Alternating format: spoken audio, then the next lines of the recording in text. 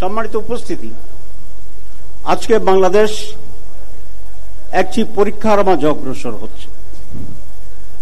আমরা 5 আগস্টে যে একটি বিশাল সফলতা পেয়েছিলাম, তার মূল ছিল সকল শ্রেণীর মানুষের ঐক্য। আমরা কতিপয় বিষয়ে সকলেই একসাথে ঐক্যবদ্ধ হয়ে স্বৈরাচারের বিরুদ্ধে আমরা লড়াই করেছি।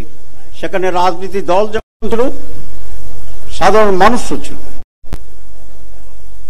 আমি মনে করি বাংলাদেশের ভবিষ্যৎ বিনির্মাণে একটি সুন্দর সমৃদ্ধ বাংলাদেশ গড়ার জন্য এখনো জাতীয় ঐক্যই হবে সবচেয়ে শক্তিশালী হাতিয়ার।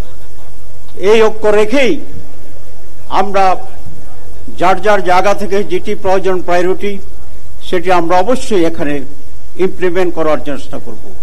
আমি 4টি পয়েন্টে জাতীয় ঐক্যের জন্য সকলের কাছে সুনির্বন্ধ অনুরোধ জানাই বাংলাদেশ জামাত ইসলামীর পক্ষ থেকে।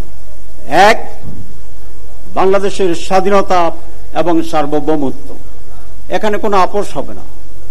2, একটি টেকসই গণতন্ত্র, সাস্টেনেবল ডেমোক্রেসি, এটা নানা ব্যাখ্যা আছে, ব্যাখ্যা দিতে এখানেও আমাদের কোনো সুদল দেখানোর কোনো সুযোগ।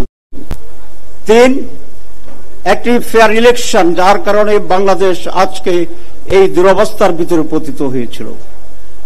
ফেয়ার ইলেকশন বলতে যা বোঝায় সবটাকে, যেটা মান্নামে একটু উল্লেখ করেছিলেন। 4, দুর্নীতি মুক্ত বাংলাদেশ।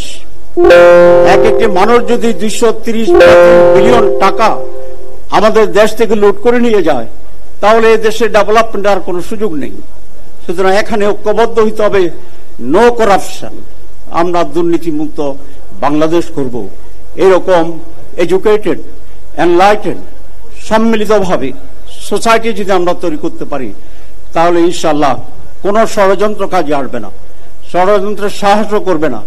আমরা যদি ঐক্যবদ্ধ থাকি, তাহলে ডিকেডস এই দেশে পতিত স্বৈরাচার এবং পতিত লুটেরা বাংলাদেশে আর মাথা উঁচু করার কোনো সুযোগ পাবে না, সাহস পাবে না, এবং সেরকম ষড়যন্ত্রের কোনো সম্ভাবনা থাকবে না, সফল হবে না।